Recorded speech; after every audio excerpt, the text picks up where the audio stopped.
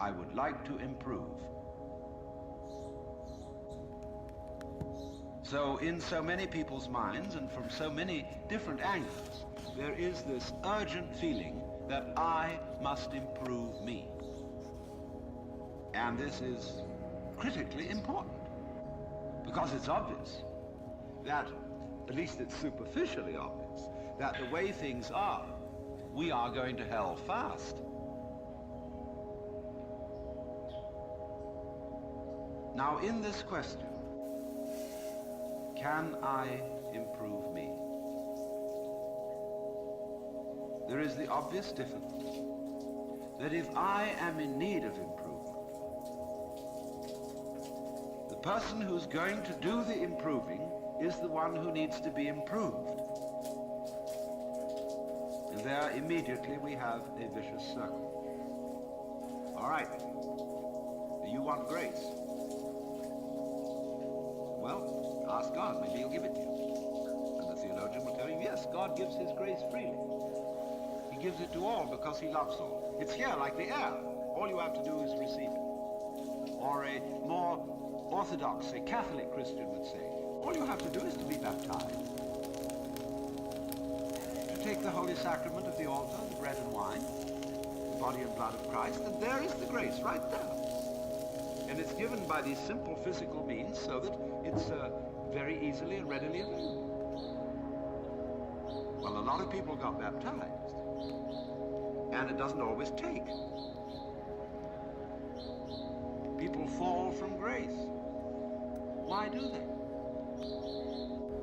You see, we're just talking about the same old problem, but we've put it a step up, but it's the same problem. How can I improve myself? Was the first problem. The second problem is, how can I accept grace? They're both the same problem. Because you've got to make a move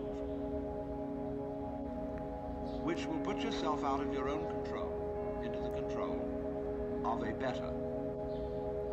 If you don't believe in the Christian kind of a God, you can believe in the Hindu kind of a God, who is your inner self. You see, you've got a lower self, which you can call your ego. That's that little scoundrelous fellow. It's always out for me. But behind the ego, there is the Atman, the inner self, the inward light, as Quakers would call it, the real self, the spirit, which is substantially identical with God.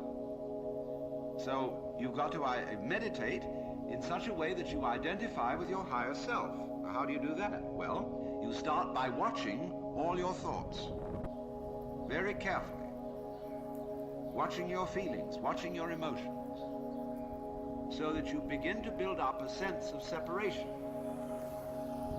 between the watcher and what is watched,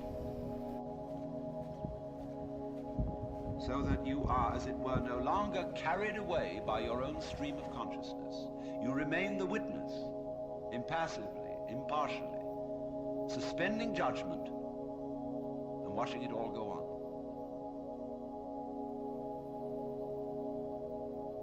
That seems to be something like progress.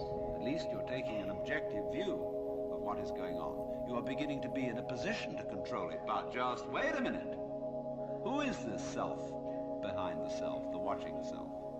Can you watch that one? It's interesting if you do, because you find out, of course, that this is just as the problem of grace is nothing more than a transposition of the first problem. How am I to be unselfish?